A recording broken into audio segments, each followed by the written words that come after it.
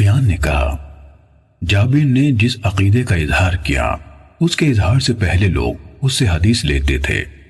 جب اس نے اس کا اظہار کر دیا تو لوگوں نے اسے اس کی بیان کردہ حدیث کے بارے میں مطعون کیا اور بعض نے اسے چھوڑ دیا۔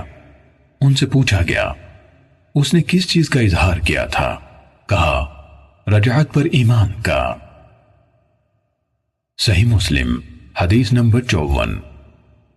جراح بن ملیح کہتے ہیں، میں نے جابر بن یزید جعفی کو یہ کہتے سنا، میرے پاس ابو جعفر یعنی محمد باقر بن علی بن حسین بن علی رضی اللہ عنہم کی 70,000 حدیثیں ہیں جو سب کی سب رسول اللہ صلی اللہ علیہ وآلہ وسلم سے روایت کی گئی ہیں۔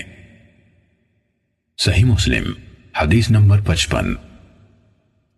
زہیر کہتے ہیں، جابر نے کہا، یا میں نے جابر بن یزید کو یہ کہتے سنا، بلا شبہ میرے پاس 50,000 حدیثیں ایسی ہیں جن میں سے میں نے کوئی حدیث بیان نہیں کی۔ پھر ایک دن اس نے ایک حدیث بیان کی اور کہا، یہ ان 50,000 حدیثوں میں سے ایک ہے۔ صحیح مسلم حدیث نمبر 56۔ سلام بن ابی مطیع کہتے ہیں، میں نے جابر جوفی کو یہ کہتے سنا، میرے پاس رسول اللہ صلی اللہ علیہ وآلہ وسلم سے روایت کردہ 50,000 حدیث ہیں۔ صحیح مسلم حدیث نمبر 57۔ سفیان بن عیینہ نے کہا، میں نے ایک آدمی سے سنا، اس نے جابر سے ارشاد ربانی فَلَنْ أَبْرَحَ الْأَرْضَ حَتَّى يَأْذَنَ لِي أَبِي أَوْ يَحْكُمَ اللَّهُ لِي وَهُوَ خَيْرُ الْحَاكِمِينَ، یعنی اب میں اس زمین سے ہرگز نہ ہلوں گا یہاں تک کہ میرا باپ مجھے اجازت دے یا اللہ میرے لیے فیصلہ کر دے، اور وہ سب فیصلہ کرنے والوں سے بہتر ہے کے بارے میں سوال کیا تو جابر نے کہا، اس کی تفسیر ابھی ظاہر نہیں ہوئی۔ سفیان نے کہا، اور اس نے یہ جھوٹ بولا، تو ہم نے سفیان سے کہا، اس سے مراد اس کی کیا تھی؟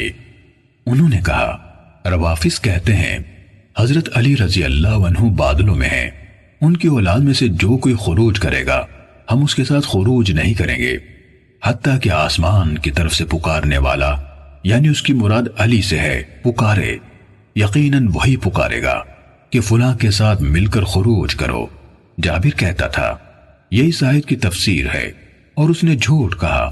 یہ آیت حضرت یوسف علیہ السلام کے بھائیوں کے بارے میں نازل ہوئی تھی۔ صحیح مسلم حدیث نمبر 58۔ سفیان سے روایت ہے، کہا، میں نے جابر کو تقریباً 30,000 حدیث بیان کرتے ہوئے سنا ہے، میں ان میں سے ایک حدیث بیان کرنا بھی حلال نہیں سمجھتا، چاہے اس کے بدلے میرے لیے اتنا اور اتنا ہو۔